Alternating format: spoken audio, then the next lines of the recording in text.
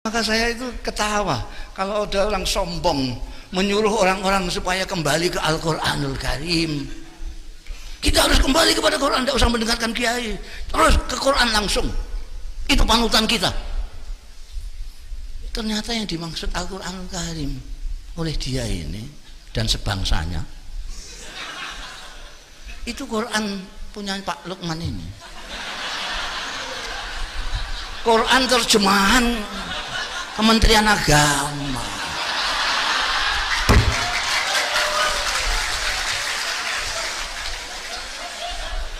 Udah bisa.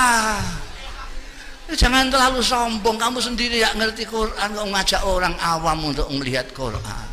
Mbok yang tawaduk seperti ulama-ulama kita itu, Imam Syafi'i, santri-santrinya bikin buku pinter. Beliau-beliau yang melihat Quran, yang melihat sunnah hadis, lalu bikin untuk orang-orang awam yang tidak sempat atau tidak bisa membaca Quran dan hadis supaya bisa segera sholat, dibikinkan sulam safina, sulam takrib dan seterusnya. Ini lebih saya hargai daripada yang petentang-petenteng suruh kembali ke Quran tapi tidak mau ngaji. Kalau benar konsekuen mengatakan kembali ke Quran, ya ngaji. Tidak bisa tidak bisa. Tidak ngaji, hanya mengandalkan Qurannya Pak Lukman, tak bisa. Itu ada ilmunya, Al-Quran itu ada ilmunya banyak sekali. Banyak sekali. Ada ilmu bahasa Arab, lughah. Lughah ini ada gramatikanya, nahwu, sharaf. Ada balaghah. Balaghah ini ada badi, ada bayan. Banyak sekali. Ada ilmu tafsir, ada. Itu banyak sekali yang diperlukan untuk mengetahui bukan hanya isinya Al-Quran, tapi keindahan Al-Quran. Kalau melihat Quran Depak itu cuma mungkin ngerti satu persatu maknanya kalimat, pengertian secara utuh nonsen. Apalagi melihat keindahannya belas. Makanya kalau kita lihat agamawan sekarang kok sangar-sangar karena tidak ngerti Quran. Lihat wajah beliau itu, apa ada yang sangar itu? Kalau ini masih ada lumayan lah yang sangar.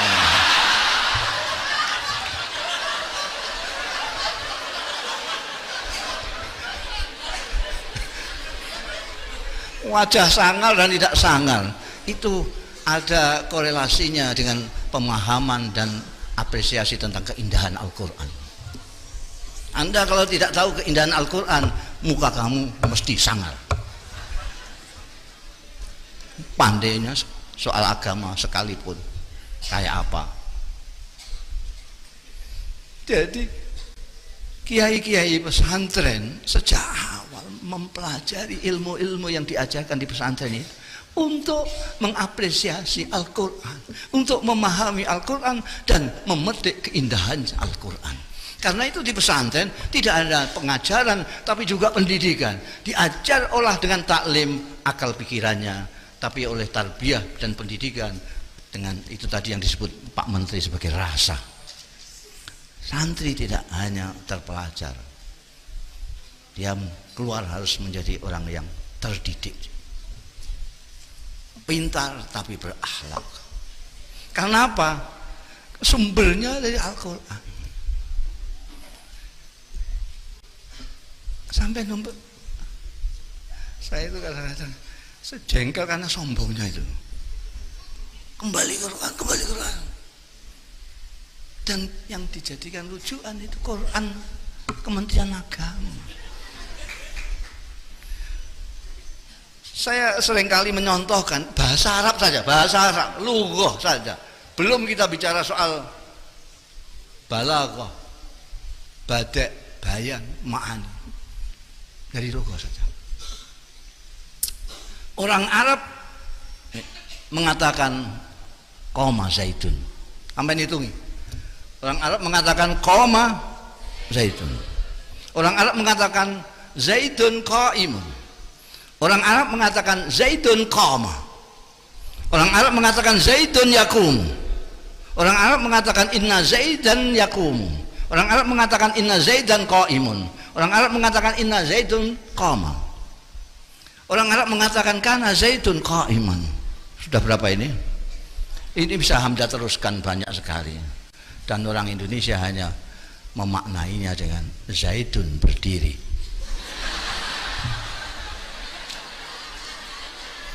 Berapa nuansa makna yang hilang di sana. Ini baru dari lafaz.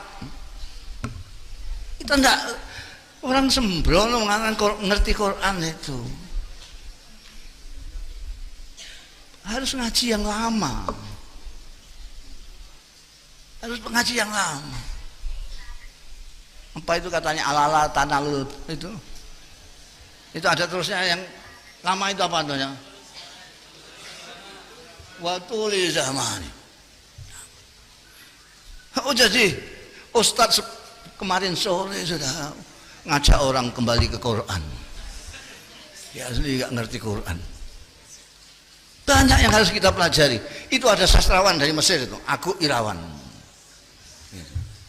Itu tidak berani dia bilang kembali ke Quran, tidak berani. Dia ngerti betul seberapa tingginya kesusahan Al-Quran itu oleh ahli bahasa Arab, oleh orang Arab sendiri yang ahli tentang syair maupun nazar, syair atau prosa. Itu sampai sekarang tidak ada. Tantangan Al-Quran sampai sekarang ini terbuka terus. Zaman milenial, zaman medsos, zaman apa namanya elektronik dan segala macam, zaman ilmu pengetahuan modern, ini masih terbuka. In kuntum fi raibin mimma nazal ala abdina faktu bi suratin mimin. Masih terbuka sekarang. Tidak ada, terutama karena bagaimana membedakan antara nuansanya ini. Kalau orang yang nggak tahu, orang awam baca Quran ini kok pengulangan terus menerus saja. Ini Nabi Musa lagi, ini Nabi Musa lagi, ini ya Nabi, mesti bingung dia nggak ngerti sastra nggak apa, mesti bingung. Ini maksudnya apa terus saja. Tapi kalau yang ngerti sastra dia tahu kenapa di sini diulang di sini pada waktu makomnya begini, kenapa ini di sini begini. Dan ini yang kemudian oleh kiai-kiai pesantren diajarkan sejak alatnya. Tujuan pertamanya adalah untuk mengapresiasi, memahami isi Al-Quran dan mengapresiasi keindahan Al-Quranul Karim. Itu awalnya. Maka tadi Kiai Azaim mengatakan bahwa kiai-kiai di sini sastrawan semua. Betul. Sastrawan semua. Mereka menguasai balaghah. Ilmu sastra mereka kuasai. Mungkin yang mereka tidak begitu kuasai adalah bahasa Indonesia. Makanya tadi saya nggak paham itu bahasa Perancis.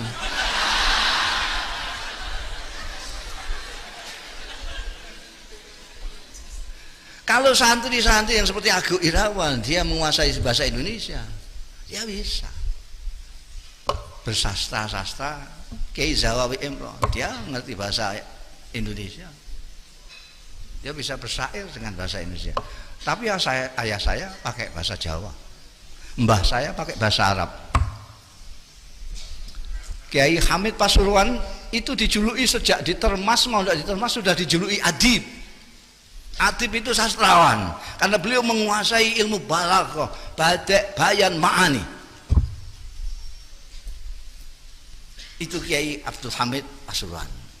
Cuma kemudian yang apa namanya yang lebih mendominasi wacana masyarakat itu adalah kewalian beliau. Jadi kesusastraannya hilang. Sama Kiai As'ad ini sebetulnya sastrawan, tapi karena kewaliannya sastranya hilang. Orang tidak menyangka kalau beliau sastrawan karena ketutupan dengan kewaliannya. Kiai Hamid juga begitu, betulnya sastrawan, punya buku dewan kumpulan puisi, tapi ketutupan kewaliannya. Itu kebalikan saya lah.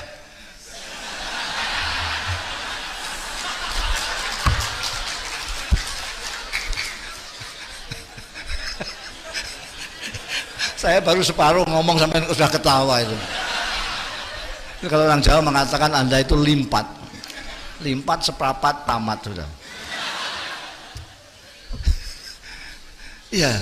Jadi seperti Syekh Abdul Qadir Al-Jalani, dia menguasai 12 disiplin ilmu. Tapi beliau terkenal sebagai Sultanul Aulia. Jadi sebetulnya gitu. Jadi kiai-kiai beliau ini sastrawannya ketutupan. Tapi pasti, apakah dengan menggunakan bahasa Arab, bahasa Jawa, Kiai Ali Maksum membuat syair yang luar biasa indah. Hadratus Syekh Hasyim Asy'ari, konon beliau bisa seperti penyair Arab, bisa bersair secara irtijalan, improvisasi. Di sini saya belum pernah tahu orang yang penyair Indonesia yang bisa improvisasi. Ada yang agak mendekati itu, Sosian Lea, ada enggak? Ada, Sosian Lea ada. Mana orangnya? Dia itu pagi tadi sampai bilang saya bikinkan syair untuk nanti malam. Dia apa temanya? Sastra pesantren. Dia udah bisa bikin. Tapi yang irtijalan itu hampir tidak ada. Jadi ngomong biasa gini lalu bersair. Kalau orang Arab biasa itu. Sayyidina Umar bin Khattab, Sayyidina Ali biasa. Sayyidatina Aisyah biasa. Ngendikan terus bersair biasa. Tapi di sini saya belum pernah lihat. Agak mengkek-mengkek Sosian itu. Sosian itu sehari sebelumnya bisa. Kalau bangsa aku ya sebulan lah lama itu. Jadi apa namanya, di pesantren itu memang diajarkan sastra. Ada yang hanya untuk memahami dan mengapresiasi keindahan Al-Quran, ada yang kemudian karena kiainya kreatif digunakan sendiri untuk menciptakan. Maka Anda akan lihat banyak dari dulu kiai-kiai mempunyai syair-syair. Bahkan ini sayang yang sebetulnya dulu siap untuk mencarikan puisi-puisinya Hadratus Syekh Hasyim Asy'ari itu cucunya Kiai Isom, tapi Kiai Isom dipundhut Allah Ta'ala muda. Jadi belum ketemu sudah kapundhut. Sekarang tidak ada lagi yang senang dengan maktabah dan mau mencari. Itu ada. Jadi dulu Kiai Hasyim dengan siapa, dengan Kiai siapa, kalau tidak cocok soal apa, itu ditulis dalam puisi, dalam syair. Sehingga orang yang nggak ngerti sastra, hanya ngerti nahwu sorab bloko-bloko itu tidak akan paham. Santri-santri nggak paham kalau kiainya sedang bertengkar, berbeda pendapat, tidak tahu. Itu pertama menyembunyikan perbedaan mereka supaya santri tidak menganggap permusuhan. Karena kadang-kadang kiai itu berbeda pendapat, santrinya menganggap bermusuhan. Saking hati-hatinya mereka lalu menggunakan syair. Pendapatku begini-begini, kalau pendapatmu begitu terserah kamu, tapi tunjukkan dalilmu. Itu pakai syair. Kalau sekarang kan enggak. Ini berkelahi, anak buahnya disuruh ikut-ikut berkelahi. Jadi sangat pas sekali seperti yang disebutkan oleh Pak Menteri tadi, bahwa muktamar ini muncul idenya dari pesantren.